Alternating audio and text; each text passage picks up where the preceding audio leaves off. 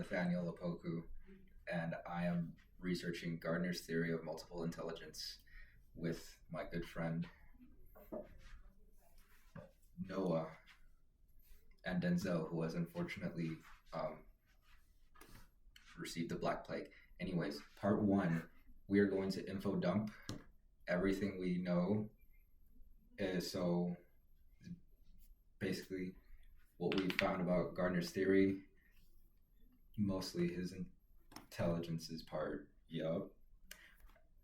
I think it'd be interesting to go about who Howard Gardner is because he is the person we were studying, and I don't know. I think it'd be nice to give him give him a spotlight. He was born July 11th, 1943. He is an American cognitive psychologist and author. Apparently, we're just giving that out to everybody. It's something we do now. And interestingly, he's the son of a Jewish refugee from Nazi Germany. Now, I'm sure you're wondering, what is Howard Gardner's theory of multiple intelligence? Well, Gardner's theory claims that people process information differently. His theory is based on child development, studies on people with brain damage, and people who are exceptionally talented, in order to understand the way people learn and understand the world around them. The first type of intelligence is linguistic. The definition is knowing the meaning of words, having the ability to use words to understand new ideas, and using language to convey ideas to others. People who have a strength in linguistic intelligence tend to be very convincing or motivating because they know the right words to use and how to form sentences that can be convincing or motivating. They're also generally good at storytelling or essay writing, and as an occupation can potentially be writers, journalers, or public speakers or lawyers. The second type of intelligence is logical or mathematical. The definition is understanding relations that exist among objects, actions, and ideas, as well as the logical or mathematical operations that can be formed on them. People that have a strength in this area are obviously very good at logical thinking, so they have the potential to be really good in arguments where that require a lot of logic. They can be very good with graphs and organization. Um, their occupation tends to be accountants, engineers, computer programmers, mathematicians, and pretty much any job that requires logic, critical thinking, things like that. The next type of intelligence is visual or spatial intelligence. The definition is perceiving objects accurately and imagining in the mind's eye the appearance of an object before and after it's been transformed. So an example of this would um, being able to visualize a maze in your mind, and also being able to visualize where you are in that maze.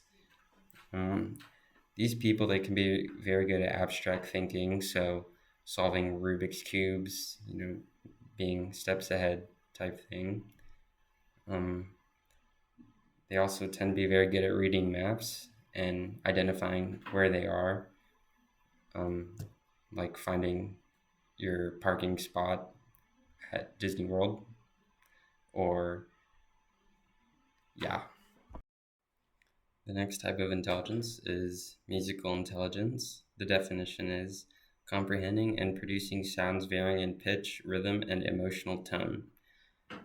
So, extreme cases of this would be someone like Mozart, who was very musically inclined, and other examples would be people with perfect pitch, or people that can pick up instruments very quickly and are good at rhythm and can detect tone and whatnot.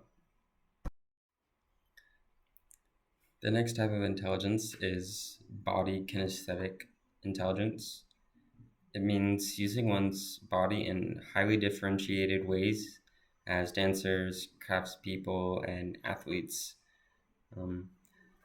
So people with body kinesthetic intelligence can pick up movements very quickly and tend to excel in any type of movement sport. Most top athletes are most likely body kinesthetic intelligence inclined. The next type of intelligence is interpersonal intelligence. The definition is identifying different feelings, moods, motivations, and intentions in others. These people can understand what people are feeling. They can identify social norms or the general feeling of a group and where they stand within that social dynamic. Um, they can also be very good at motivating and coordinating because they understand how people feel and they can also understand how to make them feel a certain way because of that. The next one, opposite to interpersonal, is intrapersonal. The definition is understanding one's emotions and knowing one's strengths and weaknesses. Um, these people tend to be very self-aware and they can understand their feelings and emotions and can sometimes be able to control these emotions and thoughts. The next type of intelligence is naturalistic. It means understanding the natural world, distinguishing natural objects from artifacts, and grouping and labeling natural phenomena. Um, these people are very nature inclined, and they tend to be hunters, fishers, botanists, anything under the biological sciences or just nature in general. The last type of intelligence is existential intelligence. And the definition is considering ultimate issues such as the purpose of life and the nature of death. So, the extreme case for this would be philosophers, maybe back in Greek times, like Socrates or things like guys like that. They tend to be very philosophical and spiritualistic. And in terms of occupations, they can be cult leaders or pastors, things like that. All right. So the way that Gardner came up with his theory was that he was working with different groups, both gifted children and brain damaged adults, and just regular people in that way. And he began to synthesize and research his observations, and then it led him to then publish his book Frames of Mind in 1993, which helped him to further his research and create his theory about the multiple different intelligences. I learned that everyone has their own weaknesses and strengths. And just because you might be good in one area doesn't mean others will be. And in that way, you can adjust yourself to better communicate to the other person.